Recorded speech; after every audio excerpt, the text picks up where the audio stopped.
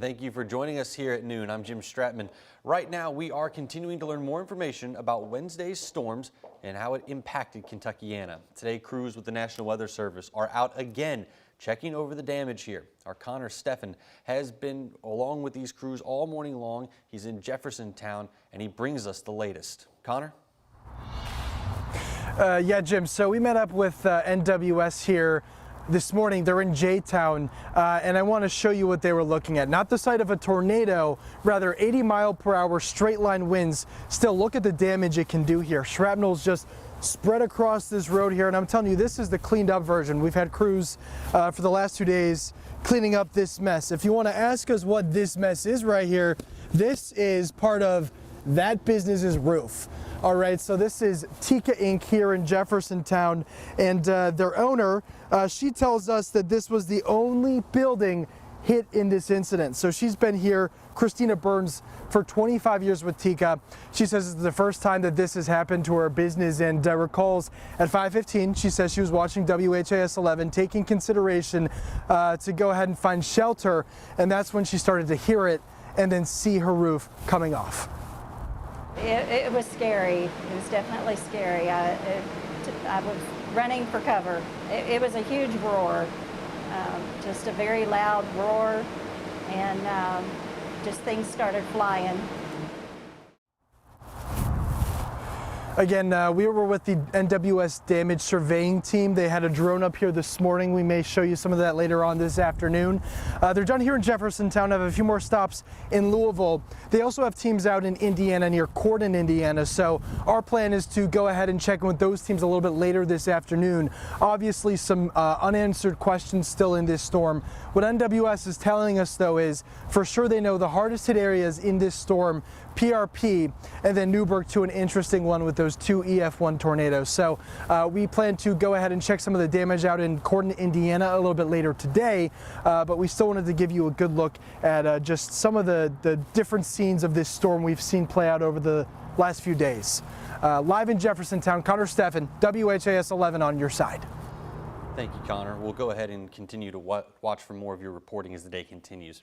Now, we are also continuing to learn more from the National Weather Service about those tornadoes that Connor was just talking about. We know that 3 of them hit Jefferson County on Wednesday. 1 person was killed. That person, 30-year-old Billy Corum. He died when he was hit and killed by a falling tree. WHAS 11's Bobby McSwine heard how he is being remembered.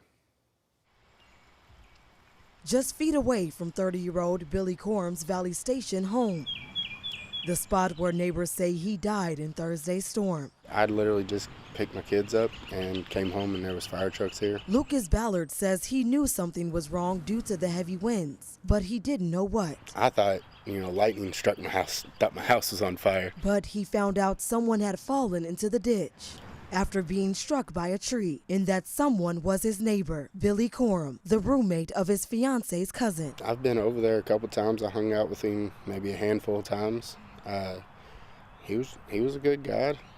From what I've seen, he was always fun, cracking jokes. The Jefferson County Coroner's Office says Corum was walking his dog when the high winds brought down a tree that hit him in the head, causing severe blunt force injuries. Ballard says he heard a slightly different story. I got told today that he was running after his dog. Regardless, he and other neighbors say Corum will be missed. In Louisville, Bobby McSwine, WHAS 11 on your side.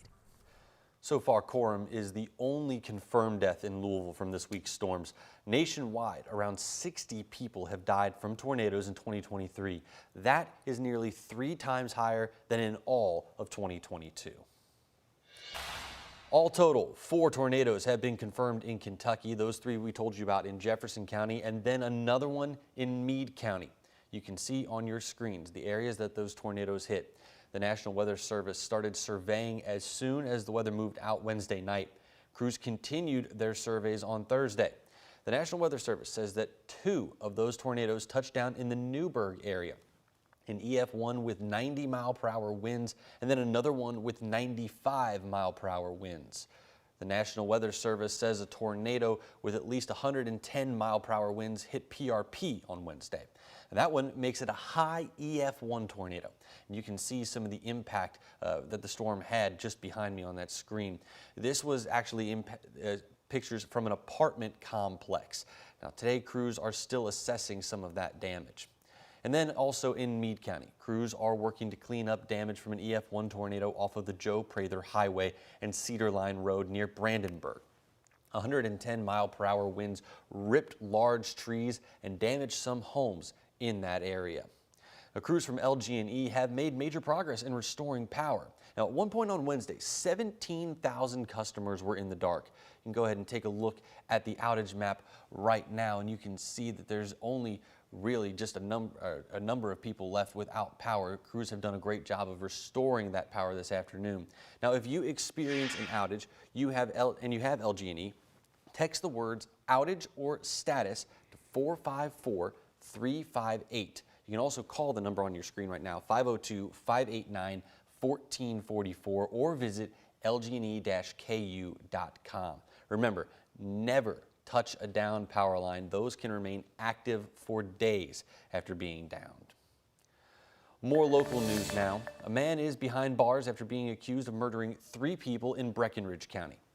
Kentucky State Police say they found the bodies while responding to a request to check on the residence on High Plains Road in Vine Grove. Troopers found 77-year-old Audrey Whalen, 51-year-old Michelle Whalen, and 2 dogs dead inside that home. 58-year-old Doss Smothers was found outside of the house. Troopers say the people appeared to have died from blunt force trauma. 28-year-old Tyler Waymeyer was also at the home. He was arrested. According to police, he admitted to the murders. Waymeyer faces charges of murder, cruelty to animals, and tampering with physical evidence. Right now, Metro Police are trying to track down a missing child. This is Kayla Bailey on your screen. She is 10 years old. Police say that she's been missing from her home on St. Louis Avenue in Park Hill since late yesterday afternoon. Now, if you see Kayla or you know anything about where she could be, you're asked to call 911.